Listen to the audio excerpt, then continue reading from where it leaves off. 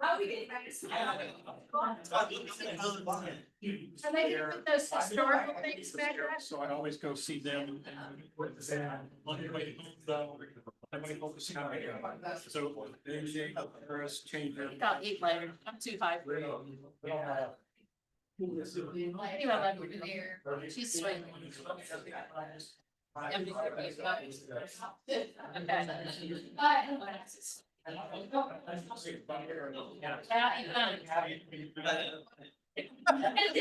Attention. Guys, thank you. I guess it is 5:30. I'm missing, I missed that clock there.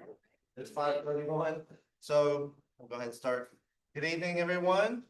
This is the City of Sugar Land Parks Board meeting. It is now 5:31 on July 8th, 2025. I'm calling the Sugar Land Parks Board meeting to order. Please note that this meeting is a meeting open to the public and it's being recorded as per the Texas Open Meetings Act, which is available to the public. First item we have on here is, do we have any public speakers? We have no one signed up. No one signed up. Thank you so much. Second item on here is the meeting minutes, consideration of an action on the meeting minutes of April 8th. Meeting. If we need to take a action on that, so we will get a motion for. I'll make a motion. Raise your hand a little higher, I can't. Yeah.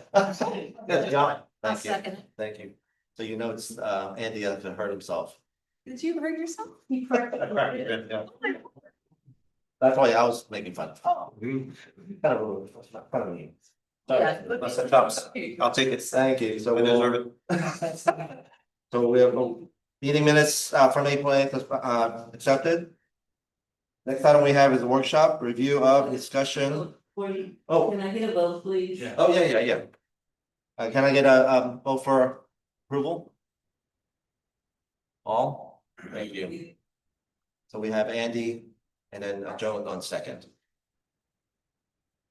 All right, next item we have is the actual workshop review of and discussion of the community financial sustainability strategy.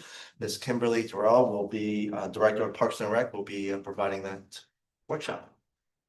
It's great to see you this afternoon. It's been so long since we've met. I'm excited that we're getting together again. I did want to introduce Brian Butcher, who is over here. He is our assistant city manager. He is in charge of the operations departments, of which we are one. So I didn't know if y'all had met him before, but Brian, I know that some of y'all saw him at 4th of July. It's Brian. I know.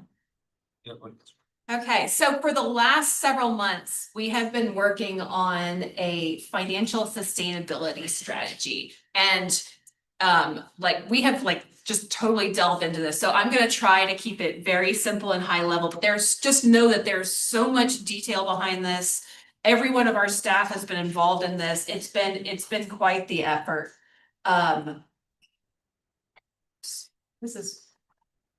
But what is this and why is this? So we have a commitment as a department, as the city, to be data-driven and to make data-driven decisions. So we embarked on this, just trying to really get a handle on what is it that we're spending? Why are we spending it? Just really understanding the cost of doing business as a parks department. And we really want to make sure that we are reducing the dependency on the general fund and being really responsible stewards of the tax dollars that y'all entrust us with. So we worked with a group called 110%, and they very exclusively work with parks and recreation departments, which is why we engaged with them. The city as a whole has done sort of these kinds of studies before, but we really felt that we needed a company that understood how we do business, how we operate, and how we serve the community. So they call it Parks and Reconomics, which, of course they do. There's sort of this philosophy of this three-legged stool, that it takes all of these components to kind of put the pieces of the puzzle together. So we're going to talk about these three things and how they play into this and these decisions. So there's service categories, beneficiaries of service, and cost of service. So I'm going to go through all of those things. So service categories, so we took everything that it is that we do, right? From operating the pump track to the dog park, to Tai Chi classes, to yoga classes, to tennis classes, just everything that the Parks Department is responsible for, every single thing.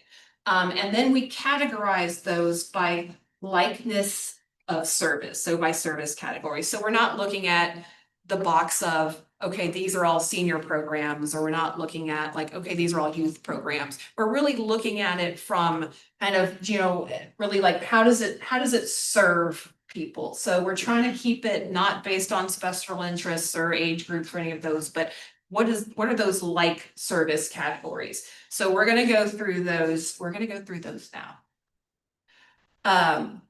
And so there's two different kinds of service categories. We generally lump these into common good services, which those align with sort of the core of what the government is here to provide, right? So they provide quality of life to folks, they provide that equity, they serve to build communities, and there really aren't like services that are provided in the private sector. So you don't see the private sector opening up parks in general, right, that are free for everybody. Like that's not something that the private sector does. That's something that the public sector does. So these are common good services that provide these services for the public. And that's different from the exclusive benefit services. So exclusive benefit services are on the opposite end of that spectrum. So these are very individualized, special interest things. These are things that do compete with private sector. So you have yoga studios, right? You have, you know, Jazzercise or some of these individual studios. You have private gyms that teach private lessons, right? So you've got things that we are in competition with, or the private sector does too. So this is very individualized, special interest thing. So those are the two ends of the spectrum. So what we did, like I said, is we took everything that it is that we do and we lumped it into these categories. And these are the 9 service categories that we came up with. And these are listed in order from those common good services, which are at the top, and the exclusive benefit services, which are at the bottom. So these are, and I have examples of each because even I get confused when I'm talking about these. So I have to have examples to make sure that I know what I'm talking about. So open access are, those are the services like parks that we don't provide any oversight to, that you can just go to a park and you can do generally whatever you want in the park. And so that's, you know, that's the very top of the ladder. Then we have community events like tree lighting, which are again, very much community driven. We're inviting the whole community. We're having a good time, like tree lighting. We have drop-in activities. So those are activities that require a staff member generally to be there. So those are things that are happening at our IPRC or our TD Harmon Center. So like, you know, open gym or bridge. So it doesn't require direct supervision, but we do have staff there. So that's our drop-in activities. And so the pool is also like a drop-in activity. Then we go to education and enrichment. So these are things that are very much, they're like life skills, right? So they're things that are going to help you live a good life. So it's tech help or beginner Spanish. It could be things like, you know, like you think of home ec or whatever in high school. So things that are really going to help you in your life and enrich your life. Then we move to beginner introductory learn to level activities. So these are things that they're just things that you want to do. Like I want to learn how to play guitar. I want to learn how to speak Latin. These are just things that are just, you know, you just decide that you want to do. They're not going to be things that help you live your life. They're going to be things that you just really want to do. Special events is number 6. And those are special events, not like the community events, but those are events like I'm taking an overnight casino trip, or these are very specialized events. So like the crawfish boil at the TD Harmon Center. So these are special events. Usually you would pay a fee to go to these special events. And then intermediate activities, those are more advanced activities. So it's advanced Tai Chi or advanced line dancing. So I'm beyond the basics now. I'm advancing. Rentals, facility or pavilion rentals, that one's a pretty easy one. And then last, our very exclusive ones are our private or semi-private activities. So those are like, I'm taking I've got a personal trainer, or I'm taking a tennis lesson. So again, common good services at the top, to those providing a more exclusive benefit at the bottom. Any questions on this chart before I move on? Okay. We can go back to it if we need to. Even I get mixed up with the categories sometimes. So what we've done with that, so we're looking at, so we have these, our common good services are at the bottom there, and then our more exclusive services are at the top. So we're really looking at this as a strategy to be like, okay, how much should the government, how much should your tax dollars subsidize these things that are on the board? So things that are more the private, like the private tennis lessons that are less common good, that are more exclusive, we would anticipate that our tax dollars are subsidizing that a lot less than like an open access activity at the park. Like, you know, we offer parks for you to visit that would be 100% subsidized by the government. So these are our goals. So when we're looking at all of the fees that we charge for classes, even just activities like pool, all of those things. So these are our goals. So this sets us up for giving us a standard by which we're going to work. It's like, okay, so parks, no brainer. William's going to operate at parks. They're 100% free for you to use. Whereas tennis lessons are going to cost you more. And so what have we done with this? So we've looked at, so that's the whole service category piece. So we've looked at that piece and how we're categorizing things and setting goals for ourselves. But we're also looking at, okay, well, how much is this costing us to run? How is this lining up with those percentages? So we have taken our entire department budget.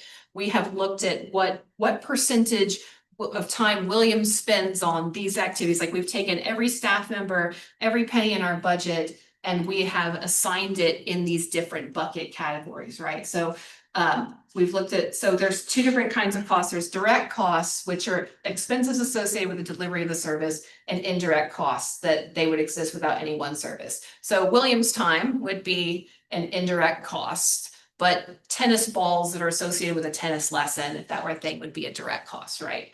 And then revenues are, of course, things that that's money that we get in for donations, sponsorships, fees, charges, et cetera. So we've looked at all of these pieces. We've put them in all of these different buckets and pockets, accounting for every single one of these pieces. And so we've really looked at, okay, well, our goal is here, but we're here. What do we need to do to get here, to get to our goal?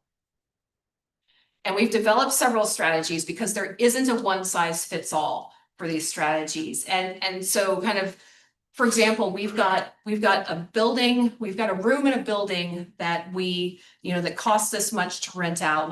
It doesn't cost $100. Let's say it costs $100 to rent out. But we only have 5 rentals a year. Well, it doesn't make sense for us to raise the price of that room, right? Because that's not going to advance our goal of kind of narrowing that gap. So we've got different strategies depending on what it is. So, maybe that room, maybe we can look at, okay, how can we improve that room? How can we, maybe people don't know about this room to rent that room. How do we make it more efficient? Like maybe what we do is we lower the cost to operate that room for some reason. So there's no one size fits all for any of these things. And so right now we're in the process of looking at these different strategies because right now we have all of the data. Right, we know how much it's taking to operate now. We know how much revenue we make. We know what the gap is. But which strategy of these things are we going to use to be able to move forward? And are there opportunities that we're missing? Are there fees that we're like, hey, we should really charge an application fee for this permit? Are there fees that we're missing that we could charge for, especially if it's a very specific. If there's a very specific user, if it's a very exclusive benefit, like we should really charge for this.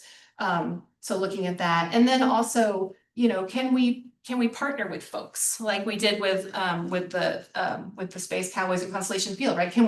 Are there ways that we can reduce costs by partnering with people? Maybe there's folks that they operate a program, but they don't have a building to operate it in. Maybe this building that's $100, right, to rent, maybe they just need a building and they've got a great program and we're doing that. So these are some of our strategies that we're looking at. And again, there's not a one size fits all to anything. The data and this collection of data has really opened our eyes to these opportunities. And so we'll be spending the next while kind of figuring out how these play into different things and how these play together for those strategies moving forward.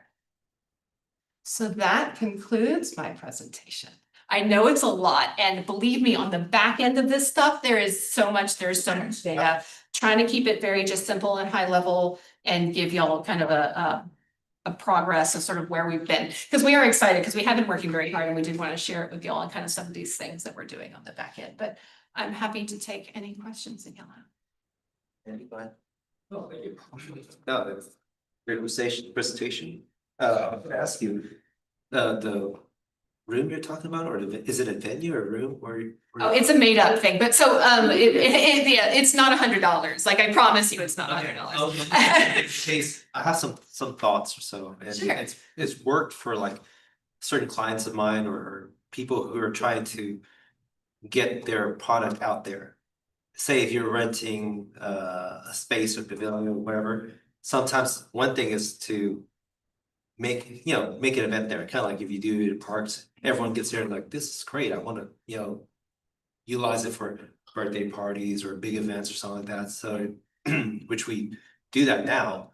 But if you have a particular small space or something like that, cater to certain things, so people can see what could be possible with that and tell them that it's available. And of course, social media push you out there, you put like influencers. I hate to say that, but influence do help.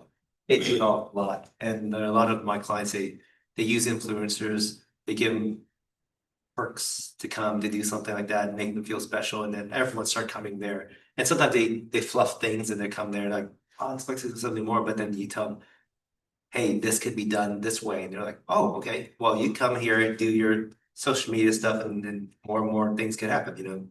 Yeah. Anyway, so I didn't know if it was a room thing or Yeah, I say scenario. My scenario is that, so Jim Cooper Meeting Room is one of our rooms. It's the lease rented. It's the little building that's right next to the pool. So we've been exploring ways like, how do we tie it in with pool parties or some of those things, right? The things that you're Senior talking. parties, or like say, Yeah. one place like school parties, senior school parties or events or something like that. I think it'll be fun to have that. But yeah, so that's my take, because it's been successful now with this, all the social media and event stuff that's been happening. Sunny? So I have two questions. One, it sounds like you're just past the basic data analysis and now you're starting to look at finer details of what you want to recommend going forward, right? In terms of how to use it. So out of the integration of all the data, what surprised you the most? What came out of it that you weren't expecting? That's a good question.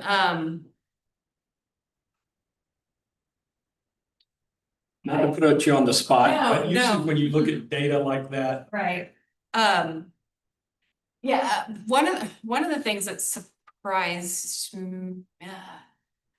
don't know, there were a few things that surprised me on the data. The data, I really get excited about it, and I kind of totally nerd out about it, but I was surprised that we had some of our rooms that were so like not used at all. But I was also surprised that our buildings take so much money to operate.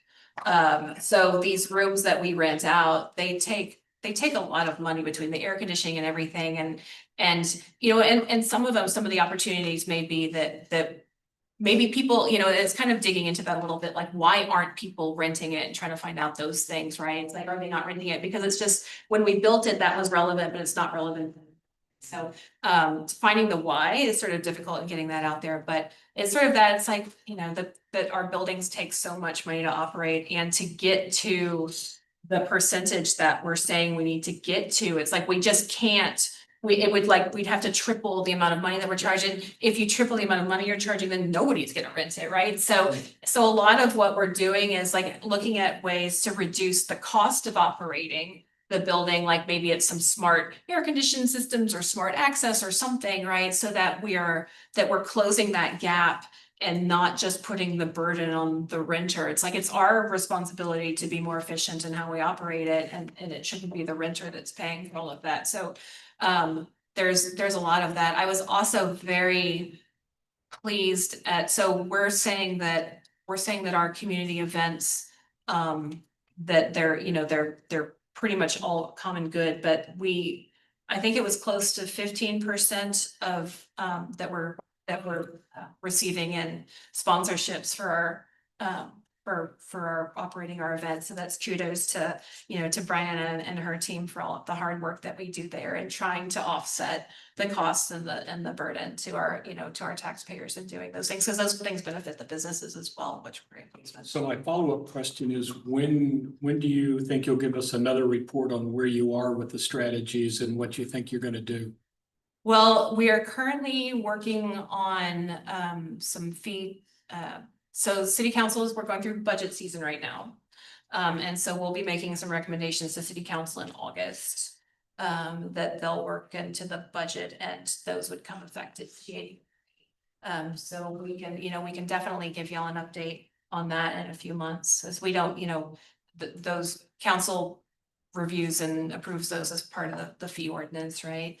But so we'd probably be able to, probably in another, like January would be a good time to provide you an update, because the fee thing is one piece, but again, the other strategies are a complete of the fee thing. I mean, it's easy, but it's not easy, but the other things are the harder piece, and those are some of the most important ones, is how are we making up that difference in other ways. Thank you. Any other questions? Or, no? All right, thank you so much, Kim, really appreciate your report. All right, next item we have on here is a review of and discussion on update of the park development projects from the past 12 months. Franklin Du, Parks Development Manager, will be presenting. Good evening. Time flies. I remember last summer, I give you an update on the 5 quick win projects. At that time, we just got the funding from Sugar and 4B, and we were just getting started. And then 12 months later, I am very happy to see that we have completed most of the projects. And I'm very excited to give you an update on the completion, along with 2 additional projects that we have just recently wrapped up. When we approach all those projects, we always keep these key goals in mind. We wanted to address high demands from the community. We want to enhance the quality of the public space, encourage the social gathering, reinvest into our older parks, and attract the regional visitors from many other places to our destinations, and encourage people to be outdoor, and which is spend more time outdoor, which is helpful for their physical and mental health. I have shared with this slide a couple of times, probably in the last year. The city really wants to hear from the community what they want. And then in 2023, the city sent out this Zen City survey to ask the community's feedback on the public services. As far as the parks, people show the strong interest in getting more pavilions, shade structures, playgrounds, and splash pad. In addition, in our 2018 Parks, Recreation, and Open Space Master Plan, during the extensive public engagement process, we also heard from this community that they wanted more shade elements, the indoor exercise, and fitness facilities. Based on what we heard, in the last 12 months, we worked really hard on this 7 small quick parks development projects. Imperial Park Recreation Center cardio room build out, the Imperial Park shade structure, Reservoir Park playground shade structures, pavilion at Memorial Park Butterfly Garden, Memorial Park splash pad design, additional parking at Sugarland Memorial Park, and vehicular signage at Sugarland Memorial Park and Reservoir Park. Those projects are located in mainly 3 parks, and they account for almost a third of all the park visits in our city. So those projects actually create a significant impact to the community. The first one, the IPRC, the Imperial Park Recreation Center, we have a underutilized meeting room. We had one underutilized meeting room, and the rec center was probably one of the very few rec centers that did not even have a cardio room in our region. And then the 2018 Parks, Recreation, and Open Space Master Plan recommend the city to convert that meeting room to a cardio or weight room. We also talked to the recreation center members and the staff. They all, they all think that should be the way to go. And then, the recreation staff and the engineering department actually just converted that meeting room to this awesome high quality gym that you see in the pictures. And then this gym had a soft opening on May the 12th, and the ribbon cutting was on May the 22nd. Since then, the IPRC membership have increased by about 140 in less than 2 months. I'm showing a few more pictures on this lovely and high quality gym that was in this space. Behind that room, there is also an oval shaped backyard. It also has been underutilized due to its isolated location and lack of visibility. The staff is working on converting that backyard also to an outdoor gym with shade structures. This project is still in progress, and we will come back and update you when it's complete. The next one, also at the Imperial Park, we also added a large shade structure. The location is where I have the yellow star. It's very accessible from the west parking lot from 90A. And it can easily be used by the softball players, their families, the disc golf players, and also the joggers, the trail users. The picture on the left is actually an aerial photo that was taken during the construction. You could see the concrete pad was just poured, and then it's very close to the parking lot and the pedestrian bridge. And also it's connected to the 3 trails from different directions. And then that is the picture of this 30 by 30 shade structure. Our parks maintenance installed the picnic tables and barbecue grills, making it a very nice place for a family gathering or group outing. This is another picture from the front. I want to say that the parks department and engineering department, we did together, we did a survey, site design in-house, and we, as I mentioned earlier, the site furnishing installation was also in-house. That in order to save the cost. Moving on to the Brazil Park. Brazil Park has been becoming a really popular destination in Sugar Land. Since 2014, we gradually. I have a question. How do you measure attendance? You have park visits there. Yes, we use a platform called Placer.ai. This is vendor we use. They track the cell phone data legally. I don't know how they do that. It's aggregate data, it's aggregate, not specific, sorry. Not very specific, but they have their way to track the data. And I'm not a statistic. I'm not measuring statistics, but they have been using the data, and we have been using this data for several years and have kind of confirmed that the data we got from this platform is consistent with what we have observed.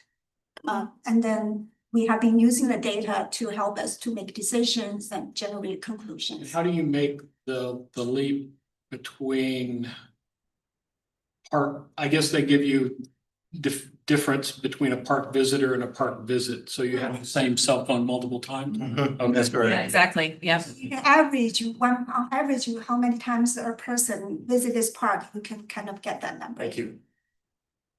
Yeah, they actually attract a lot of information, which is very helpful. Yeah, we are really becoming more and more data driven, so it's helpful to have this tool. Since 2014, we have gradually built the park road, the parking lot, restroom, disc golf, pump track, and the connector road to the Memorial Park, the pavilion, and the playground.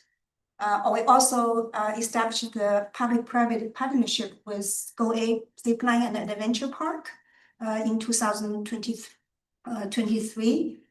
And so with all the more and more people coming to visit the park, the playground has become extremely popular since it was built in 2023. I actually learned from William last night that this playground, Reservoir Park playground, was rated as one of the top 10 playgrounds in the greater Houston area, together with the playgrounds at Discovery Green and the Levy Park. So that's very impressive.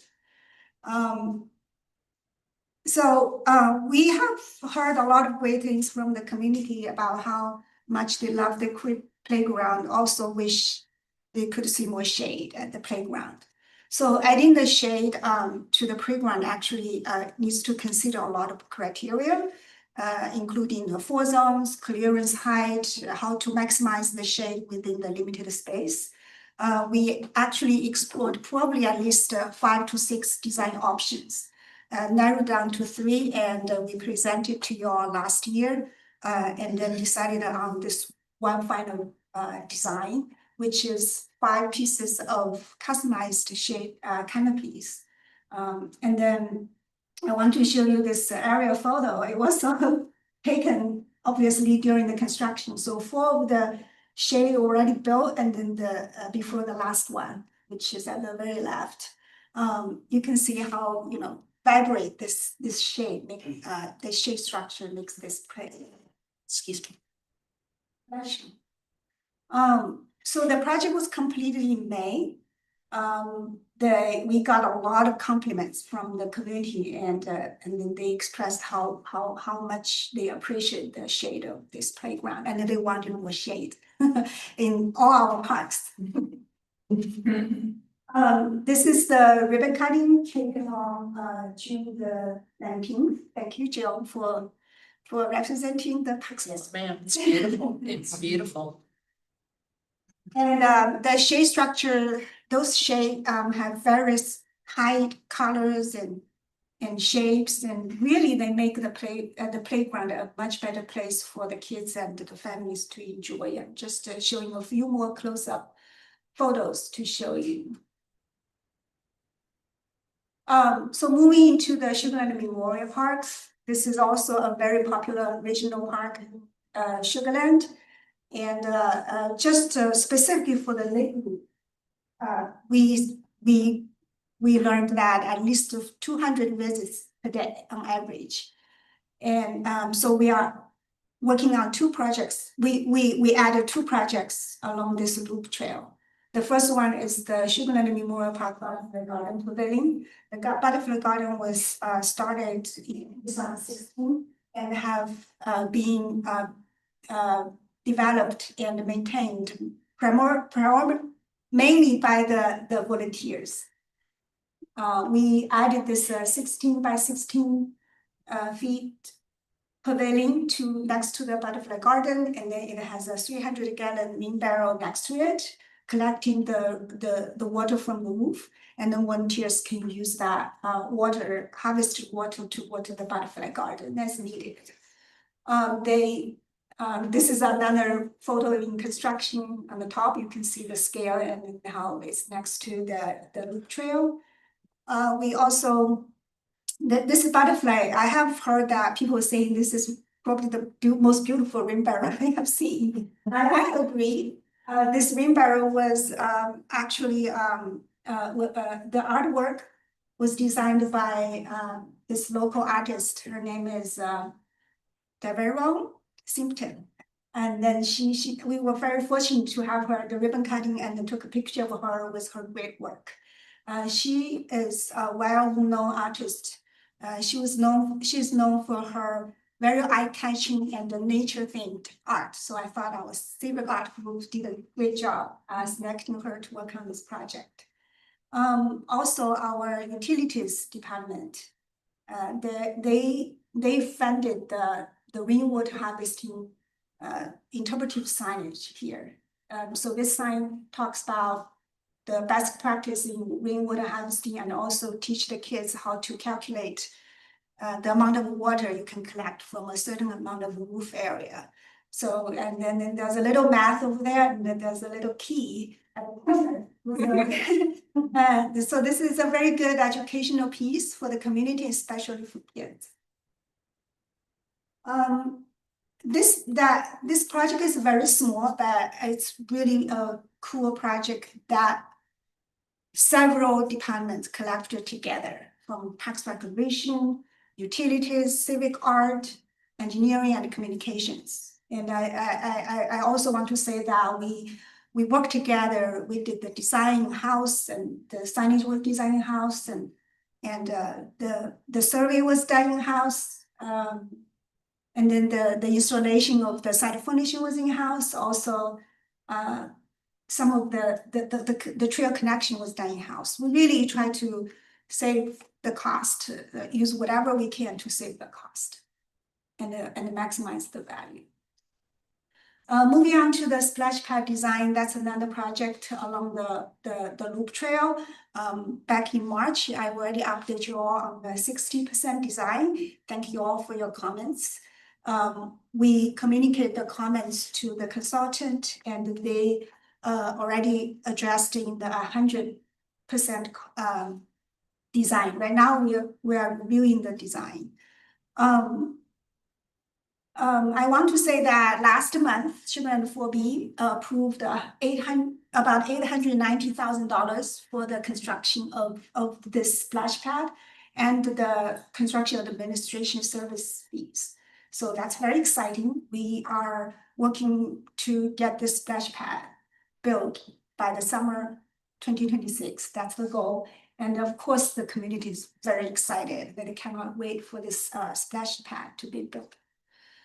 This is another the rendering of the splash pad, showing the different components, which I explained the last time. And also there's a large shade structure next to it. And this design also takes advantage of the existing trees. As you can see, the Memorial Park is getting more and more popular, especially if we build the splash pad. The parking will be even more challenging. So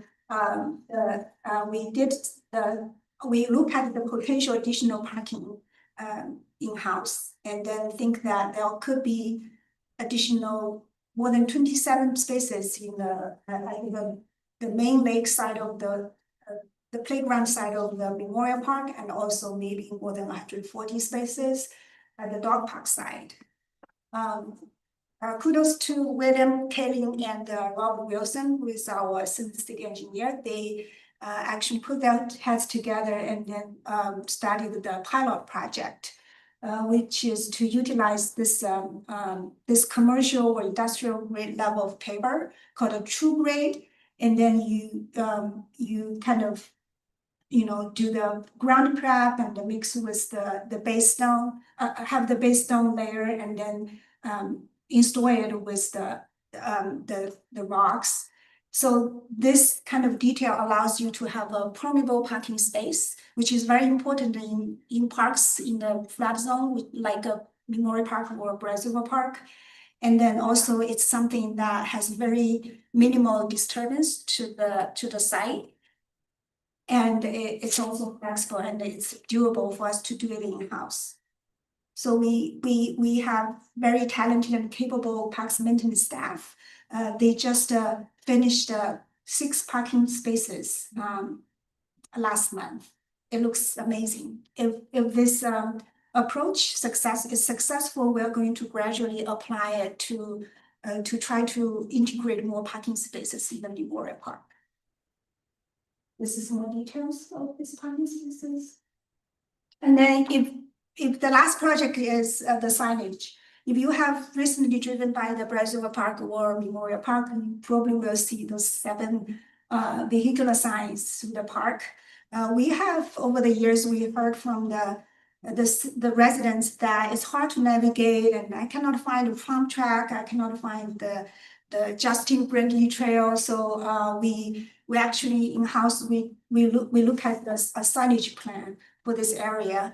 And then for phase 1, we decided to install 7 vehicular signs, 4 of them near the roundabout, of the Memorial Park and 3 of them in the Brazil Park. And then we did a project bidding last December, and then Sonorama is the signing contractor who won the project. And then they just finished the 7 signs. Again, the community loves them, and if you look closely, we actually left 2 signs with some space, because once for example, the one on the left is one of them. That's for the splash pad. Once we build the splash pad, we're going to add the splash pad to the sign. With that, those are the 7 quick development projects I wanted to update you all about. It's very rewarding for us to work on those, project from start to finish within 12 months. And I'm very proud to say that our whole team, together with our engineering, civic art, and other even community development, redevelopment, we're really trying to be trailblazing, no matter how small a project is. We really try to be creative and then utilize the talents and skills in-house and maximize the value and get the most out of the limited budget. That's what we do for every project. So with that, we will continue to improve our park system, one project after another. And thank you all for your support along this journey. Thank you. Thank you, Marlene. John? I'd like to just comment, I love the shade structure. It's beautiful. The colors are beautiful. Y'all did a wonderful job, as well as the butterfly garden. And at the ribbon cutting, the question was asked, are those rain barrels going to be available to residents? And the lady speaking didn't know. Do you know if they're going to be distributed at all, or is it possible to get a rain barrel? In the signage, there is a QR code actually talks more about the rainwater harvesting program the city provides. And then just so the city has a website to talk a lot about that details. And then the city does have a kind of a rain barrel that they previous years, I know the citizens get discounted price to get those rain barrels, the smaller ones, not the 300 gallon. Yes, yes. But I would say that website should have the latest information. And then there's a QR code on that rainwater harvesting sign. Okay, thank you. Thank you for the beautiful The presentation. rain barrels are very nice. Unfortunately, they're not painted nice butterfly colors. No. We get a budget. They did a very good job in the packaging that came with them. Yeah. We shopped around pretty hard for rain barrels to just get a high quality one and trying to figure out our capacity and our budget. And we ended up finding this company out of the hill country that made them. So it's local and it's stainless steel. We spent a little bit more money and got the stainless steel when we felt that was important. So it would hold up longer. And then just contact Civic Arts and they're like, we can't paint stainless steel, but we can wrap it. And I was like, okay. And then, that also helps us with the Monarch Mayor's Youth Pledge to have nature themed artwork in our parks.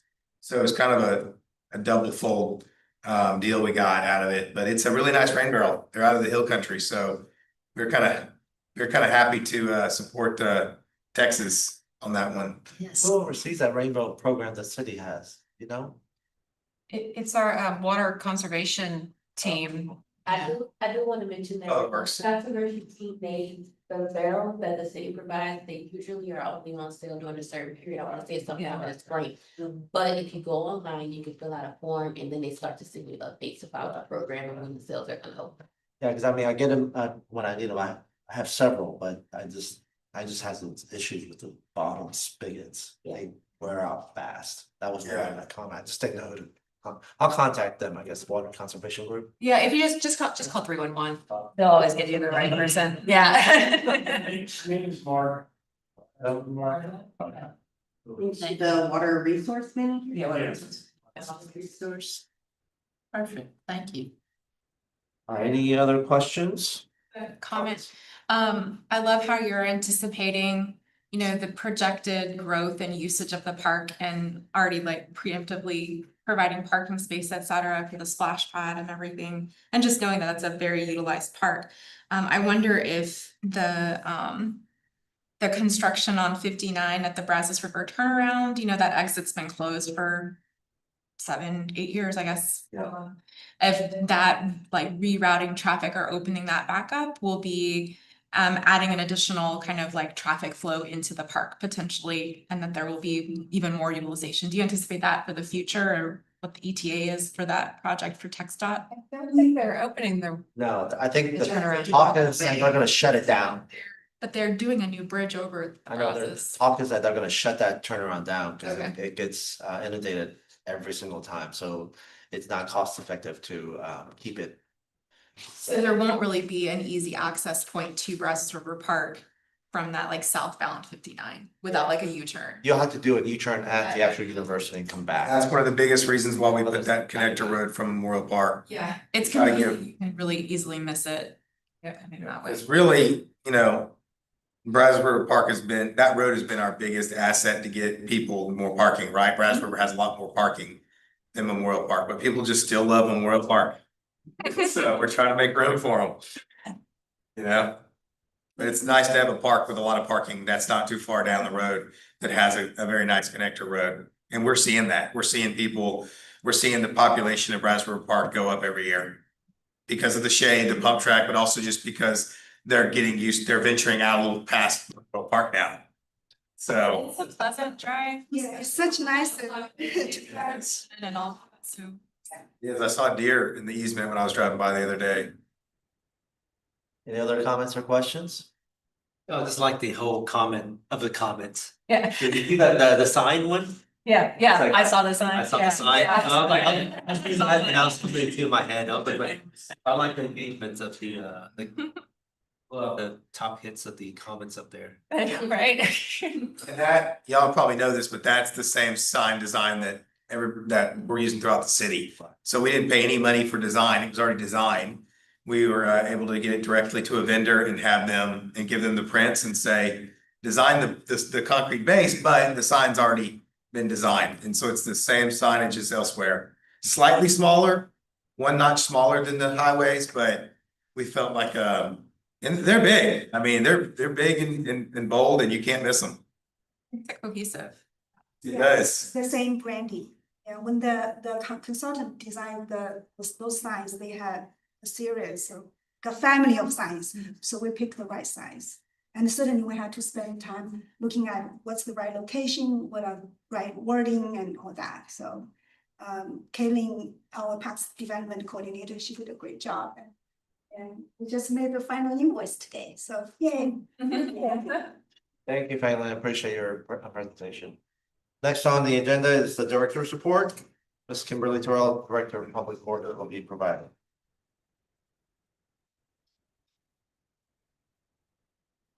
We haven't met in a while, so you know, your director's report was quite lengthy, so you know, I'm sure that y'all have read every page, so this will just be a review for you. And Funland's talked about a lot of these projects that I have up here, but you know, the staff did a tremendous job of doing this in-house. And you know, one of the things that you talk about, things that are surprising, one of the things that are surprising to learn is how much time our parks maintenance staff spends on preparing for events like the 4th of July.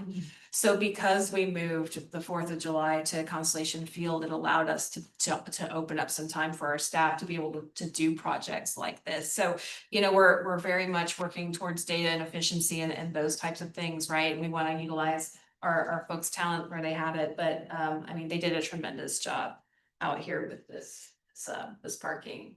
So we'll test it out. We'll see how it works.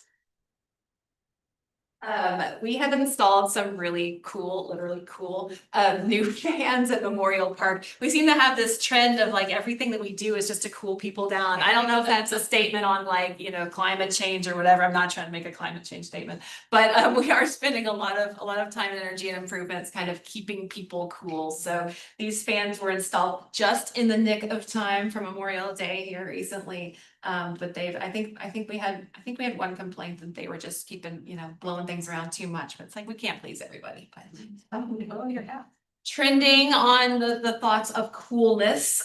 So we are, you know, we talked, I think last time about about, well, how do we keep people cool? We talked about those, the misting stations, but we're actually installing one, or it's complete. Is it complete, William? This It'll be done, by the end of this week. almost complete. Our first in-house installed misting station at Brazos River Park. So we're gonna see how this works and how this operates.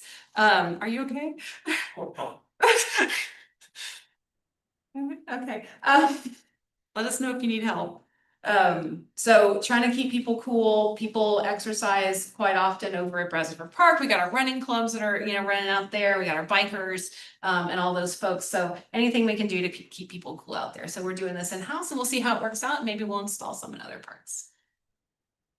Every year, pool season, we had some weird, like, pool spots that were coming up. Our staff worked with the contractor to get these repaired and opened in the nick of time. So kudos to our staff for identifying and getting those taken care of.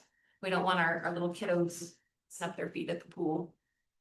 Our summer camps are doing tremendously. We've still got about a month left. The camps go until August 1st. And we have more folks participating in camp this year than we had this time last year. Was still a month to go. So our camps are doing awesome. We have about 650 folks registered for our different camps. And we host these all over the city in a bunch of different buildings. We host some obviously at the IPRC, but we utilize all of our buildings when we operate our camps. Our farmers market still going strong. We partner with lots of folks on our farmers market. Our staff does events out at the farmers market. We want to invite new people to our market. We want to, we partner with our animal services folks. We just had this event a couple weeks ago. It was I forget, the Sunny Days and Local Ways is what we titled it as, and we had face painters and some activities there, just trying to get folks activated and out to our market. But the market's going great. We have new vendors that apply every single week. We have new folks that apply for our market. We had a different kind of bingo. So we have bingo quite a bit at the T.E. Harmon Center. They love their bingo, but we had a white elephant bingo, which was a new thing for us, to where people brought their own gifts to do. We get tired of giving away the same, the toasters or whatever we give away, right, for bingo at the T.E. Harmon Center. So on this one, folks were able to bring stuff from home and do an interesting of white elephant.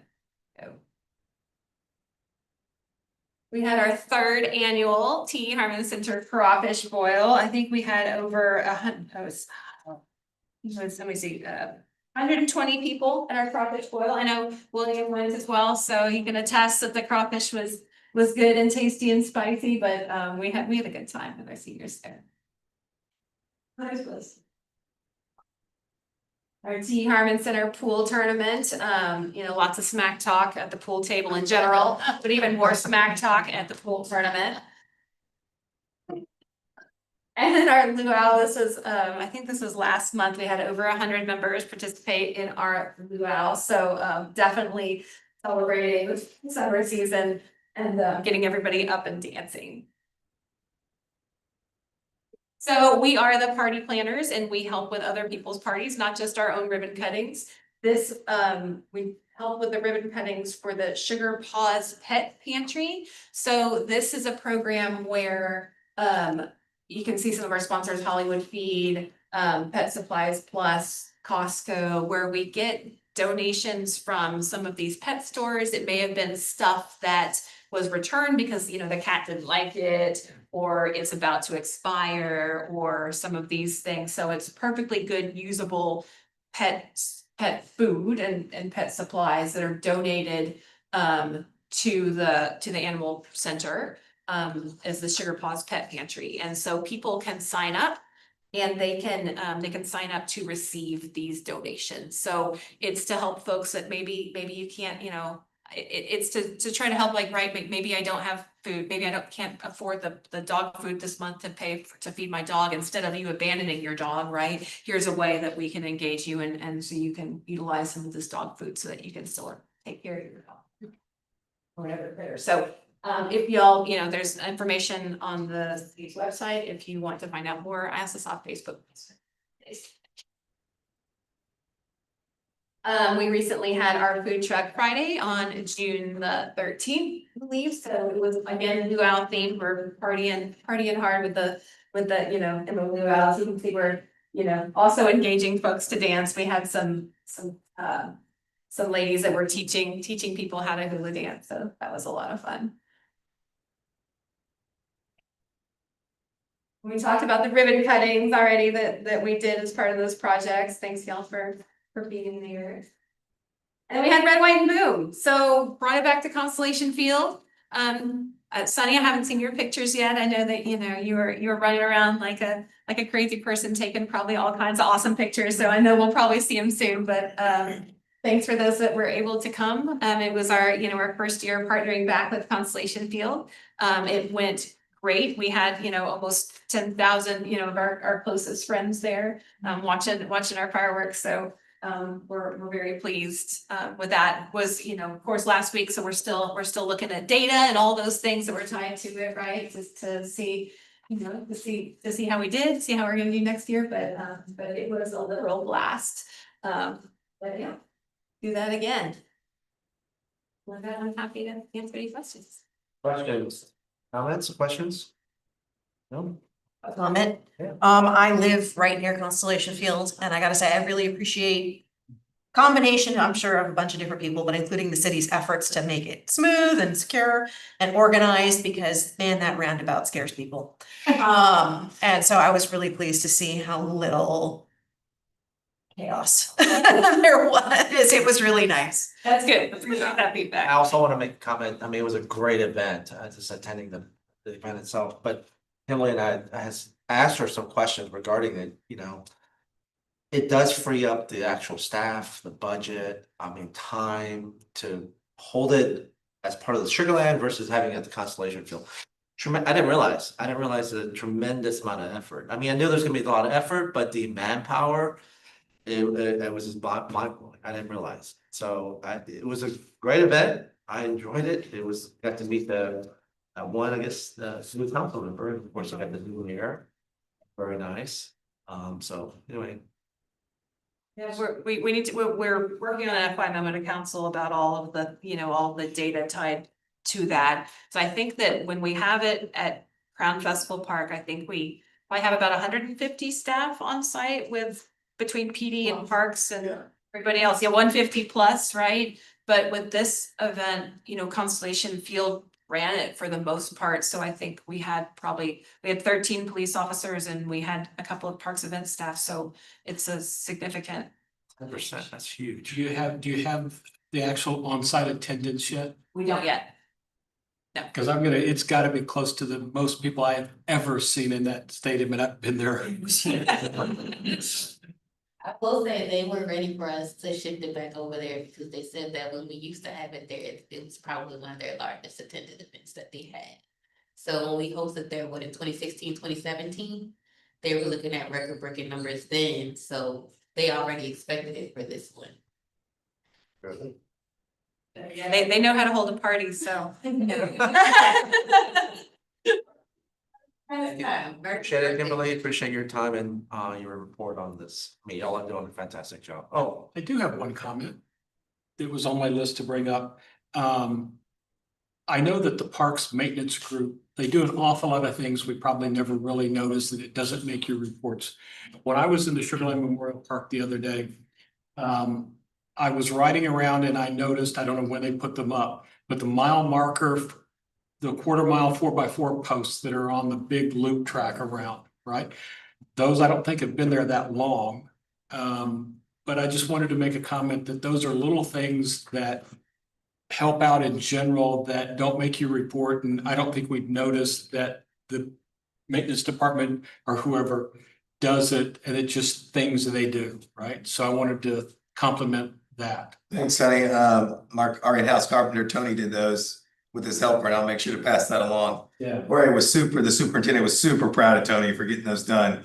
And Jorge's big, the superintendent is big on the minor things, the small details in the parks. Yeah, so it was really nice. The 4x4 post, the engraved lettering that's painted.